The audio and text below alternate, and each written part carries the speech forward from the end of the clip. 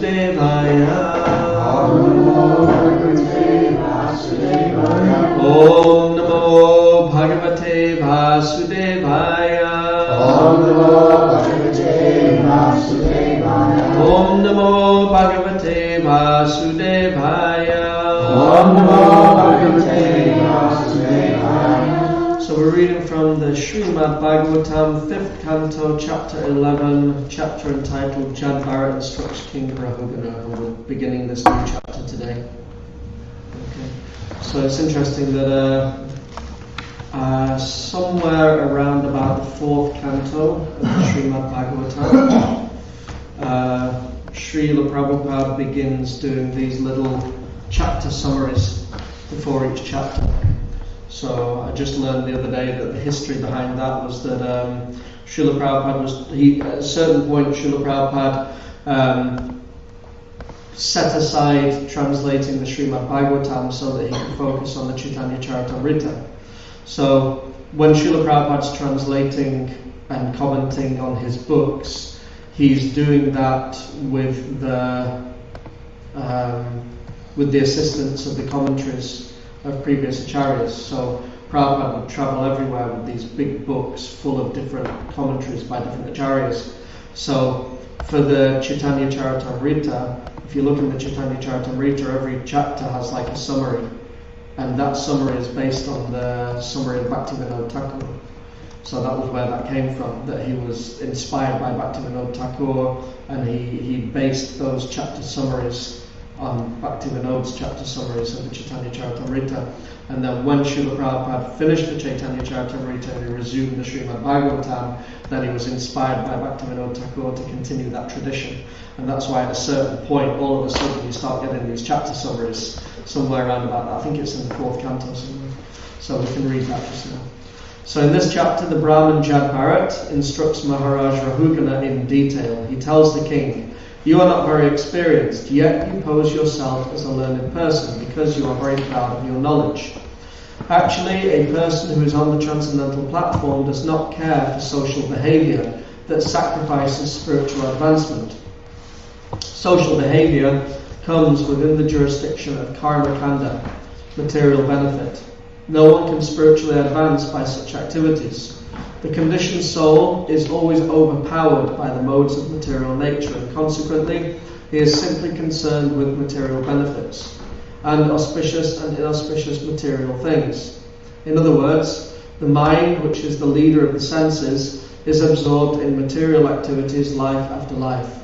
Thus he continuously gets different types of bodies and suffers miserable material conditions. On the basis of mental concoction, social behavior has been formulated. If one's mind is absorbed in these activities, he certainly remains conditioned within the material world. According to different opinions, there are 11 or 12 mental activities, which can be transformed into hundreds and thousands. A person who is not Krishna conscious is subjected to all these mental concoctions, and is thus governed by the material energy. The living entity who is free from mental concoctions attains the platform of pure spirit soul, devoid of material contamination. There are 2 types of living entities, Jivatma and Paramatma, the individual soul and the Supreme Soul. That Supreme Soul in his ultimate realization is Lord Vasudeva, Krishna. He enters into everyone's heart and controls the living entity in his different activities. He is therefore the supreme shelter of all living entities. One who can understand the Supreme Soul and one's position in relationship with him when one is completely freed from the unwanted association of ordinary men. In this way one can become fit to cross the ocean of nescence. The cause of conditional life is attachment to the external energy. One has to conquer these mental concoctions. Unless one does so, he will never be freed from material anxieties. Although mental concoctions have no value, their influence is still very formidable. No one should neglect to control the mind. If one does, the mind becomes so powerful that one immediately forgets his real position. Forgetting that he is an eternal servant of Krishna and that service to Krishna is his only business, one is doomed by material nature to serve the objects of the senses. One should kill mental concoctions by the sword of service to the Supreme Personality of Godhead and his devotee. Guru Krishna Prasadi Pai Bhakti Vita. Is it possible to get a drink of water? So text 1. Ramana uvacha Kovida Vada Kovida Vada Vadan Vadasi Ato Nati Vidam Varishta Vadasyato Nati Vidam Varishta Na Surayo Hi Vyavaharam Enam Nasurayo hi vyavaharaminam Tattva this is a mouthful Tattva Vamarshena Sahamananti Tattva Vamarshena Sahamananti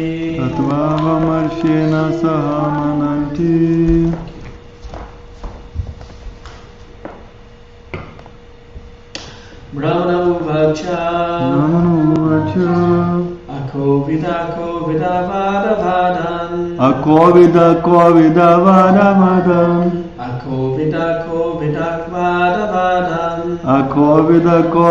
vada vadan Vadasyato nati vidam varishta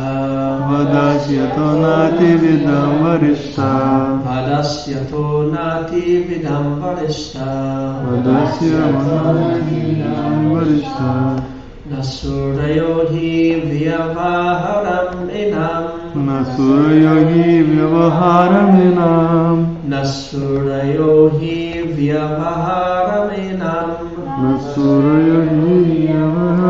enam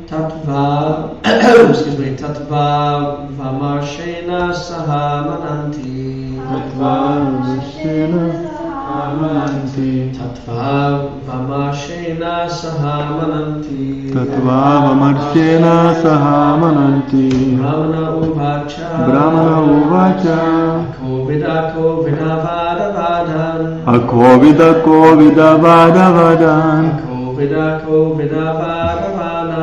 Akovida vada vadan Vadasyato nati vidam varishta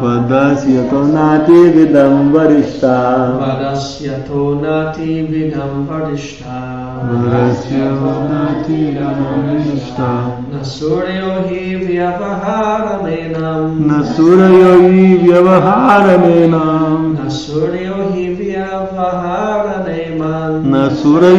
vyavaharaminam Tattva Vamarshena Sahamananti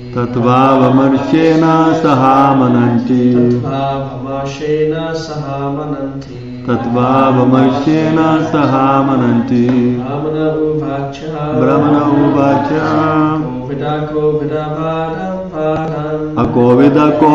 vada vadan Vadasyato nati vidam varishta Nasuryo hi vyavaharaminam Tattva Vamarshena Sahamananti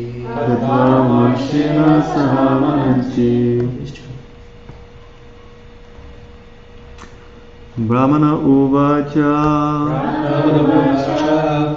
Akovida vada vadan Vadasyato nati vidam varishta Nasurayo hi vyavaharaminam Tattva Vamarshena Sahamananti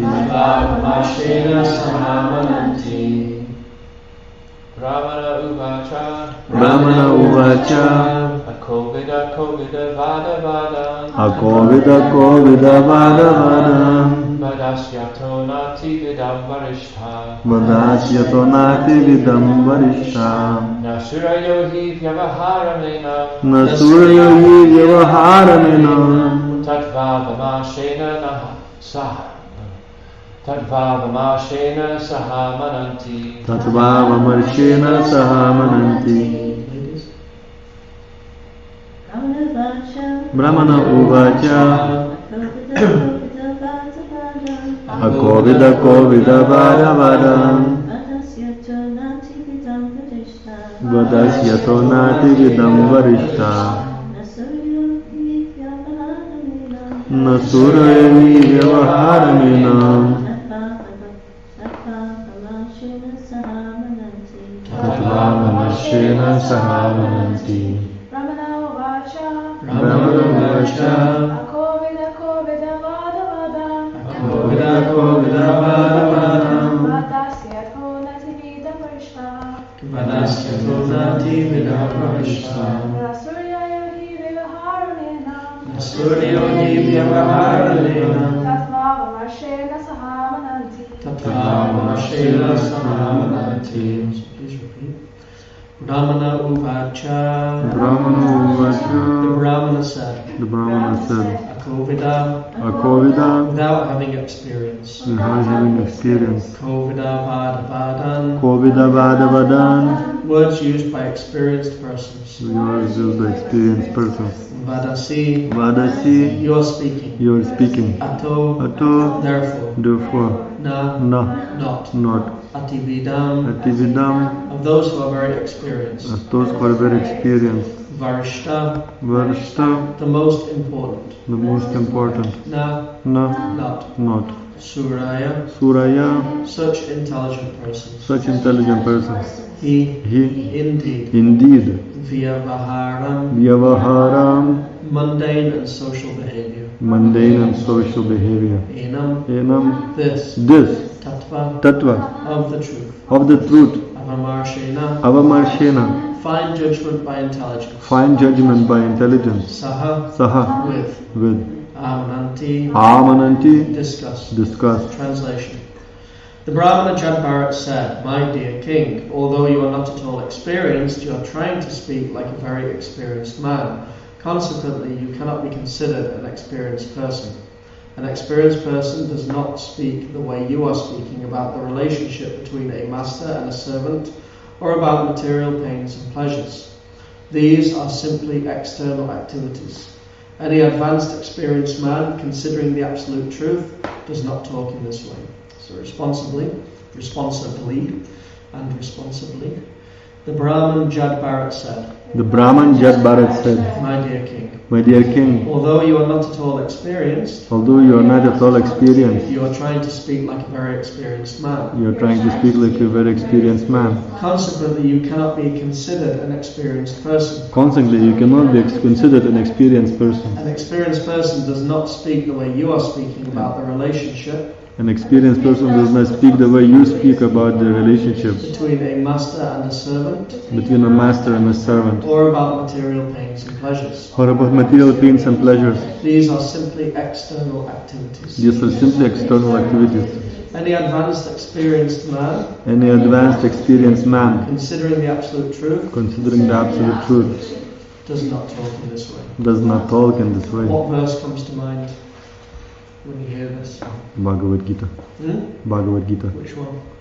You're speaking like a learned man, but learned people don't speak like this. Paraphrasing. Anyone know where this is in the Bhagavad Gita? 2.7. 2.7. There's 2s. 2.9? Could be. 2.9. We're going to find out in a minute. 2.11. Purport by His Divine Grace, Srila Prabhupada. Srila Prabhupada Ki Jai. Krishna similarly chastised Arjuna. Asocayana Vashochastram Pragyavadamscha Bhashase. While speaking learned words, you are lamenting for what is not worthy of grief. Bhagavad Gita, chapter 2, verse number 11. Similarly, is that right? Yeah. And then 2.12 is Natvaimaham Jati. Similarly, among people in general, 99.9% try to talk like experienced advisors, but they are actually devoid of spiritual knowledge and are therefore like inexperienced children speaking nonsensically. Consequently, their words cannot be given any importance. One has to learn from Krishna or his devotee. If one speaks on the basis of this experience, that is, on the basis of spiritual knowledge, one's words are valuable. At the present moment, the entire world is full of foolish people. Bhagavad Gita describes these people as mudhas. They are trying to rule human society, but because they are devoid of spiritual knowledge, the entire world is in a chaotic condition. To be released from these miserable conditions, one has to become Krishna conscious and take lessons from an exalted personality like Jad Bharat, Lord Krishna and Kapila Dev. That is the only way to solve the problems of material life. Om Jnana Timirandasya Jnanam Jana Shalakaya Chakshuram Militam Yena Tasmai Shri Gurave Namaha. Shri Chaitanya Mano Vishtam Stapitam Yena Bhutale Swayam Rupa Kadhamayam Dhati Swapadantikam. Vandeham Shri Guru Shri Yuta Kamalam Shri Gurun Vaishnavam Cha Shri Rupam Sagrajatam Sahagana Raghunatam Vitam Tam Sajivam Sadvaitam Savadutam Parajana Sahitam Shri Krishna Chaitanya Devam Shri Radha Krishna Padam Sahagana Lalita Shri Vishakam Vitam Cha Nama Om Vishnu Padaya Krishna Prasaya Bhutale Srimati Bhakti Vedanta Swaminiti Namane Namaste Saraswati Devi Gauravani Pujarini Nirvishesha Sunyavadi Paschati Jisharani Vancha Kalpatarubhyascha Kripa Sindhubhyevacha Patitanam Apanebhyo Vaishnavebhyo Namo Namaha Jai Shri Krishna Chaitanya Prabhu Nityananda Shri Advaita Gadadhara Shri Vasadi Gaura Bhaktivinoda Hare Krishna Krishna Krishna Hare Hare Hare Rama Rama Rama Hare Hare. So once again, the Brahman Jad Bharat said, "My dear king, although you are not at all experienced, you are trying to speak like a very experienced man. Consequently, you cannot be considered an experienced person. An experienced person does not speak the way you are speaking about the relationship between a master and a servant, or about material pains and pleasures. These are simply external activities. Any advanced, experienced man, considering the absolute truth, does not talk in this way." So this is how also the Bhagavad Gita begins. The real dialogue of the Bhagavad Gita, the real essence of the Bhagavad Gita begins from this point in chapter 7, where after Arjuna has gone to great length to reveal his mind to Krishna and to reveal his doubts and to reveal his reasons why he doesn't feel comfortable about fighting in the battle of Kurukshetra. And in a sense, a lot of chapter 1, it's like a dialogue between Arjuna and himself. You know, sometimes we do that. I don't know if anyone has this experience where either in your mind or sometimes even when you're having a conversation with other people, you sort of start talking and then answering your own questions and then answering that and then answering that, and it becomes like a dialogue in your own mind with yourself where you sort of, it's almost like a fight. It's a fight between yourself and your own mind, a fight between yourself and your doubts, and you sort of, there's this internal dialogue that goes on. So a lot of chapter 1 is like this. It's like Arjuna's internal dialogue becoming external. He's revealing all of these doubts to Krishna, all the reasons why he shouldn't fight, but he doesn't really come to any conclusion. You know, at the end of it all, he really doesn't come to any conclusion, and the end of chapter 1 begins with Arjuna sitting down on the chariot, his mind overwhelmed with grief. He puts aside his bow and arrows, sits down on the chariot, his mind overwhelmed with grief. And then in chapter 2, it begins with Krishna speaking, you know, where have these doubts come from? And Krishna kind of prompts Arjuna a little more. And then finally in verse 7 of chapter 2, there's this verse, Kapanya dosho pahata svabhava vichamitam dhamasamuda cheta yachtriyasya nischitam bruhitam me shishyasteham sarimam tvam prapanam. Now I am confused about my duty and have lost all composure because of miserly weakness. In this condition I am asking you to tell me for certain what is best for me. Now I am your disciple and the soul surrendered unto you, please instruct me. And this is really where the Bhagavad Gita begins. Everything up until this point has really been like a build-up to the actual Bhagavad Gita. But Bhagavad Gita means the song of God.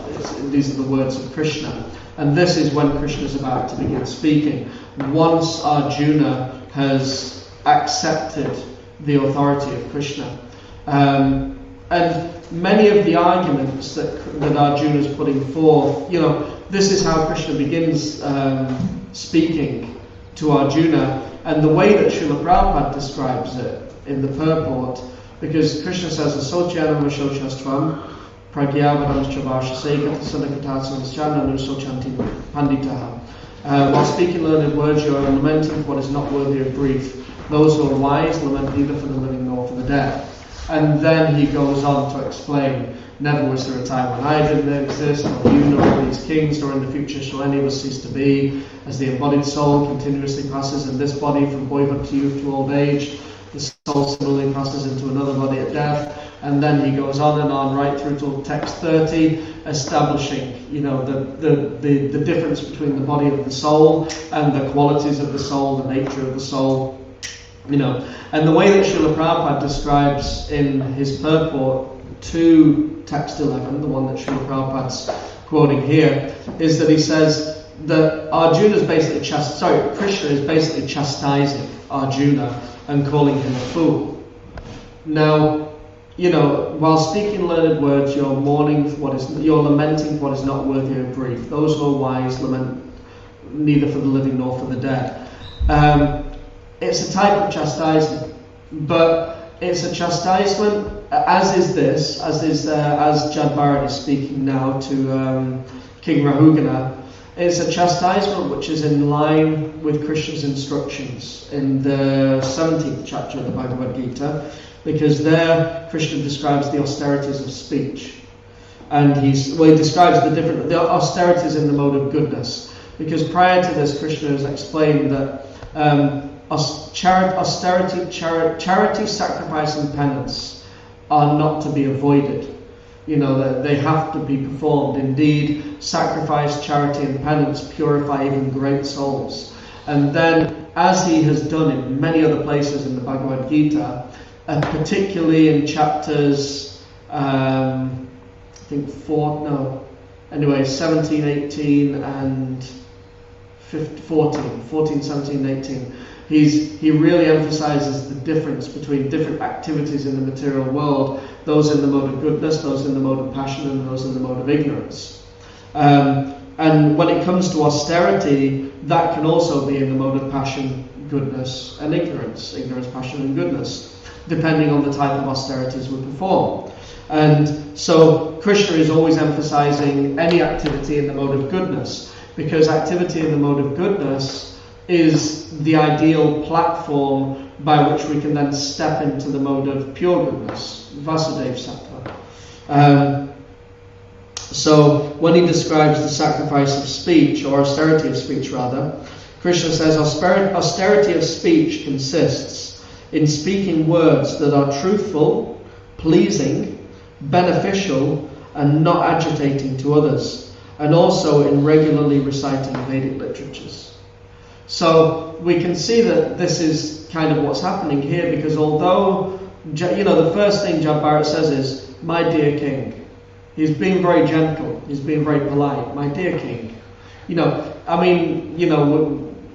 Maybe one day we will be purified, and maybe it's possible to become purified to the point where we can literally see what is taking place in the Bhagavad Gita and in the Srimad Bhagavatam. But right now, to an extent, we have to sort of use our imagination based on what we have learned and read in different Shastras. But from what we know about the character of Jad Bharat, it's unlikely that it was like, pointing his finger and raising his voice and speaking in a very sharp tone.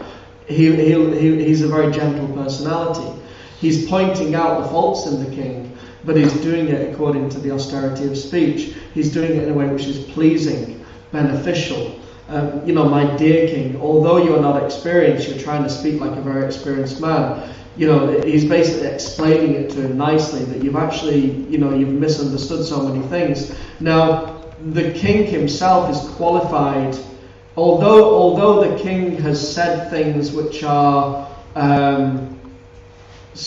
which need to be corrected, still King Rahugana is a very exalted personality with very wonderful qualities, and therefore he's qualified to receive this type of direction from Jabbara. Just like Arjuna, he may be,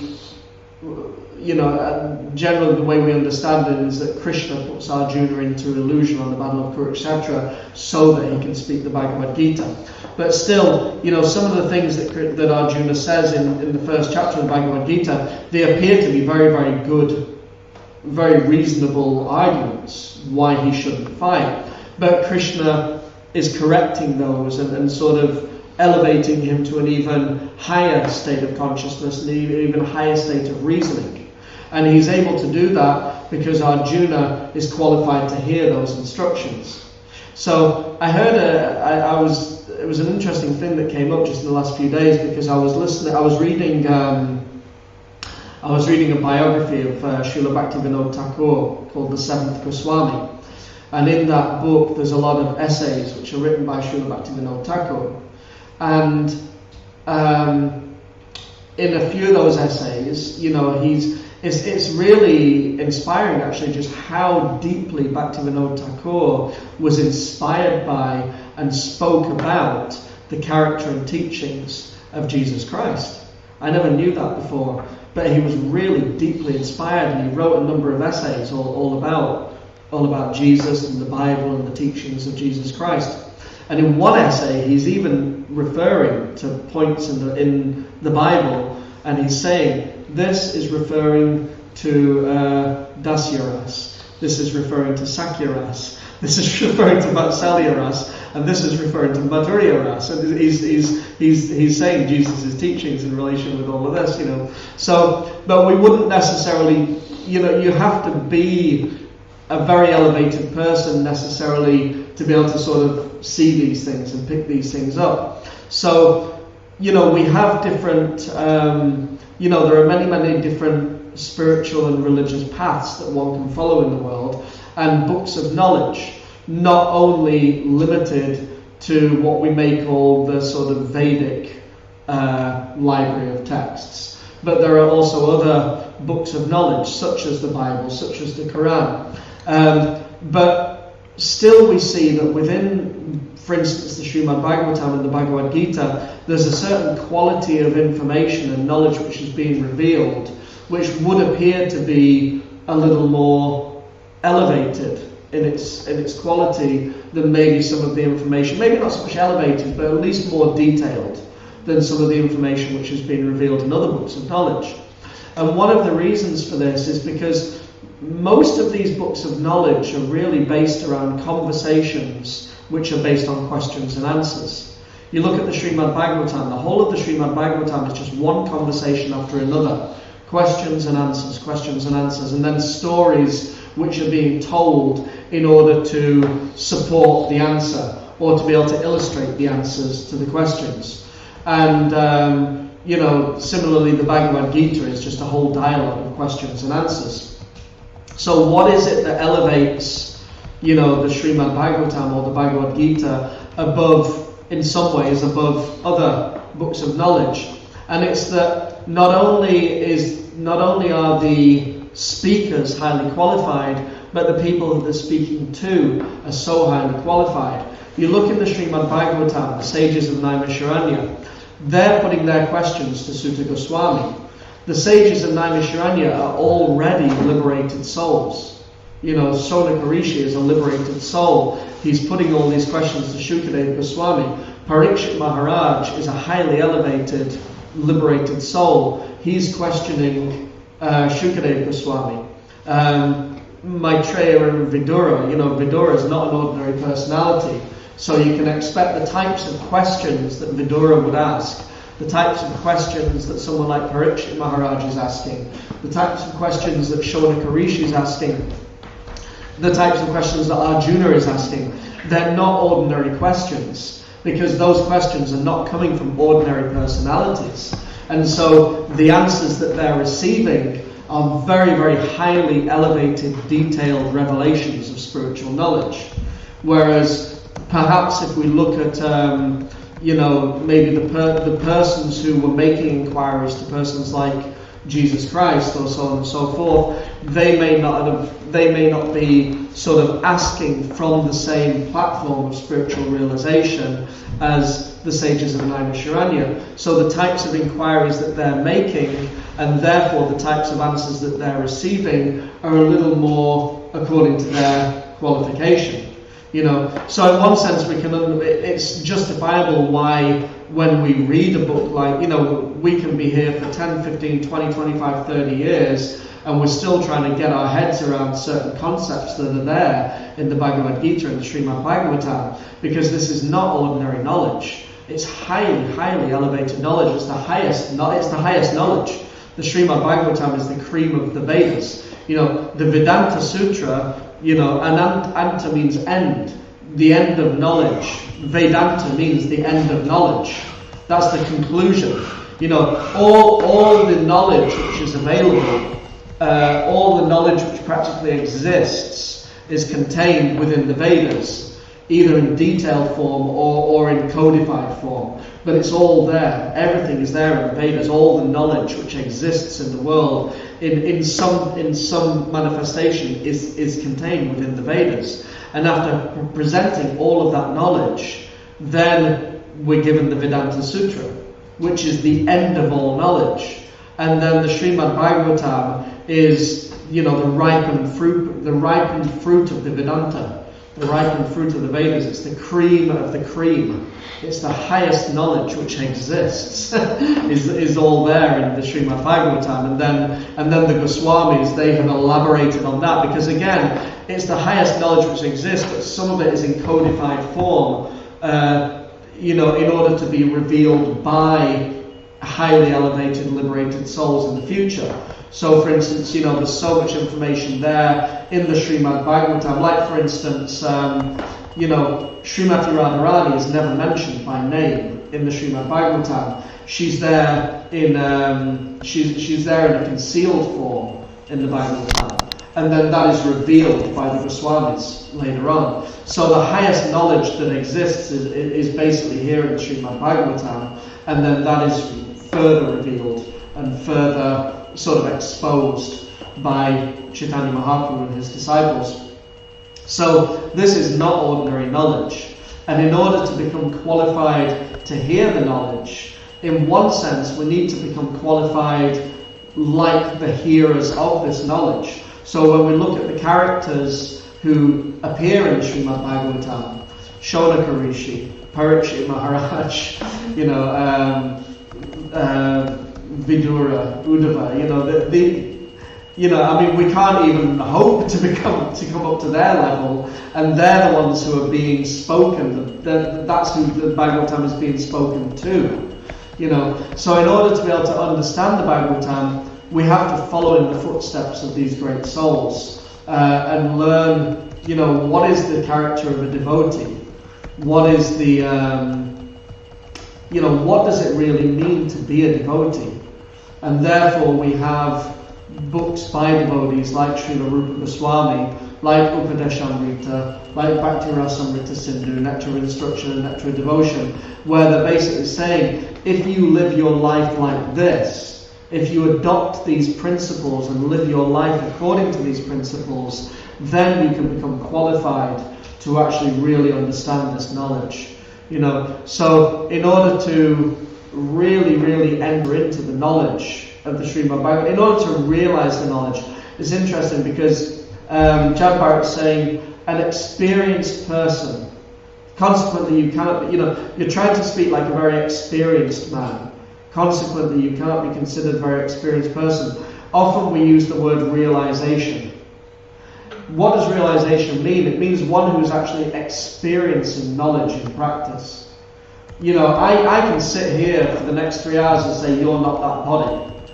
But it's not necessarily going to have the desired effect, because I haven't necessarily experienced that I'm not the body. So we're trying to get this realization, this experience. This is what realization means. Realization means practical knowledge. There's Gyan and there's Vigyan. There's knowledge and realized knowledge. How does realized knowledge come about? When we actually put knowledge into practice, put it into experience. When we actually experience the outcome of practicing knowledge, then we gain realization. And then through that realization, our words, they can then have a different effect. There was a nice story which Srila Indraduna Maharaj relates, where sometime in the 1970s, he was amongst a group of devotees who went to meet Srila Prabhupada at Boston Airport in the United States. So anyone that's seen the old videos, you know what it's like when Prabhupada would arrive in airports and there were dozens or sometimes even hundreds of devotees waiting for Srila Prabhupada with a big kirtan.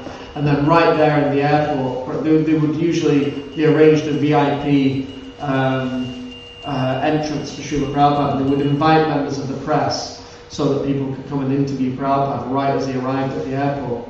So Prabhupada gave an address at Boston Airport, and he was talking, and as he was speaking, he said, "Please believe me when I say that you are not this body."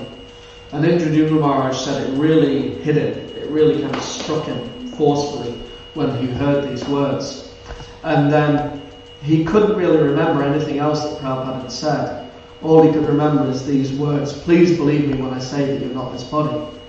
And then he, later on, a few years later, he asked some of his godbrothers, he asked one of his godbrothers, "Were you there when Prabhupada arrived that time at Boston Airport? Do you remember Prabhupada speaking?" And this devotee said, I was there, but the only thing I can remember Prabhupada saying is, "Please believe me when I say you're not this body." And then he asked a few other godbrothers who had been there, and they all said the exact same thing, that somehow those words had really struck them. So the pure devotee has this power to sort of force realization into the heart and mind through their words, because their words come with such weight and such purity and such realization. When we speak with realization, our words have a more powerful effect on the audience. Whereas that's not to say that if we don't have realization, our words have no effect on our audience. You know, these are the words of Krishna. So there's always going to be a positive, beneficial, powerful, purifying effect there. But if we ourselves have realization, then we'll be able to do a lot more in the mission of Srila Prabhupada and Gaura Nitai. So we shouldn't be whimsical in our Krishna consciousness. We're not just sort of getting our rounds done and sort of getting through the day in the hope that suddenly everything's going to happen. You know, we need to really work at our Krishna consciousness, really chant in a serious way, read Prabhupada's books very, very seriously, study the Srimad Bhagavatam. I was listening to a nice discussion with Her Grace Jadharani Mataji, disciple of Srila Prabhupada, and she was saying that she came to a point in her study of the Srimad Bhagavatam where she was studying in a very, very prayerful way. Because when Prabhupada is writing his purports, like we say, these are not just his words, but he's putting into his purports in a very, very accessible way all the commentaries and realizations of the previous acharyas. So in Srila Prabhupada's purports, Prabhupada is personally there. Srila Bhaktisiddhanta Saraswati is there, Srila Bhaktivinoda Thakur is there, Vishwanath Chakravarti Thakur is there, Srila Rupa Goswami is there. All these acharyas, they're all there within the pages of Srila Prabhupada's books, giving their association. So she was saying, you know, she's really trying to read in this mood that please, and she prays to each and every one of them, please reveal to me, you know, what it is that I need to hear and what it is that I need to understand, so that I can make advancements, so that I can go forward in my Krishna consciousness. You know, we're really, really dependent on the mercy of these pure devotees, the Guru Parampara. We're really desperately needing this mercy so that we can have this spiritual awakening, so we can really awaken the spiritual consciousness within our hearts. It's not a whimsical process. It's a very, very serious process that if we really apply ourselves and if we really hear and understand and apply, for instance, Rupa Goswami's teachings in Bhakti Rasamrita Sindhu and Upadeshamrita, and if we live our lives according to this, then this will create this spiritual awakening within ourselves. So the reason that it's so important to read and study these books is because these books are telling us this is how you have to live your life in order to actually gain the desired effect. If you actually want to chant purely, if you actually want to attain real self-realization and real purification of heart, then you have to live your life according to how the Bhagavad Gita and the Srimad Bhagavatam and the Chaitanya Charitamrita and Bhakti Rasamrita Sindhu, according to the way that these books are telling us, we have to actually mold our lives around these things. And if we're not reading and studying this and not trying to figure out how to actually apply this to our lives, then it's gonna take a long time. If we're just sort of trying to figure it out on our own, it's gonna take a long time. So it's Krishna consciousness is a real holistic process. Chanting has to be there, reading and hearing has to be there, association has to be there, serving has to be there. All these different ingredients need to be there. You have hypothesis, you have experiment, and you have result. So similarly, you have sambandha, abhideya, and prayojana. It's basically the same thing. Sambandha means this is your eternal relationship with Krishna. Okay, that's theory. Okay, fair enough, but then what do I do about it? So here's the experiment. You apply abhideya. You actually live your life according to these teachings. And then what's the result? The result is prayojana, pure love for Krishna. You'll actually have this awakening. So it's scientific. It's the science of self-realization. Sambandha, abhideya, and prayojana is basically hypothesis, experimentation, and result. So if you have the hypothesis, but we're not really putting it into practice, or we don't put all the ingredients there. It's like with any, you get, okay, hypothesis, you add these different chemicals, this will be the chemical reaction. And then you think, okay, well, I kind of don't have time to go and get that particular chemical, so we'll just miss that one out. And I'm sort of, I'm a bit busy, so let's just apply half the amount of that chemical that the book's telling me because I've got other more important things to do. You're not going to get the same result. So in order to get the result, you have to apply yourself to the process. And it's a lifetime. It may even be many lifetimes because there's a lot there in these books. But we're fortunate that we have the mercy of Chaitanya Mahaprabhu and Nityananda. If they see that we're trying our best to do what we can with what we've got, then they will carry what they lack and preserve what we have. They will make up for our shortcomings, but we're the ones that need to make. We can't just sit back and say, well, Krishna will carry what I lack and preserve what I have, so let's just kind of take it easy today. No, we may not be able to do everything that's there. Like if you look at all the regulative principles in the Bhakti Rasamrita Sindhu, there's a lot to take on board and there's a lot to apply to our lives. So even Rupa Goswami has said, here's 64, but here are the 5 most important. If you can't do those, at least do this. So they're giving concessions. But we need to apply ourselves. We need to apply ourselves seriously. And then we'll get Krishna's mercy, Chaitanya Mahaprabhu's mercy. So we'll stop there. If there's any, if anyone online has any questions or comments, then type them in. And if anyone in the temple has any questions or comments.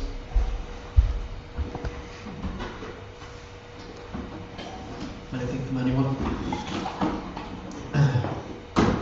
Anything online? No? Okay. We'll stop there. Everyone have a nice day. Everyone's the day off today, is that it? No, not everyone. Just the boys, okay. Alright. So some have service of hearing and chanting, and others have service of making deity outfits and designing websites and whatever we're doing. It's all service. Actually, the most important service is Shravanam, Kirtanam, Vishnu Smaranam. That's the foundation of the other service. So that's the most important. Okay, Grantaraj Srimad Bhagavatam ki Jai. Srila Prabhupada ki Jai. Nitai Gaura Hari. Haribol. His Grace Ramananda Prabhu ki Jai. Jai.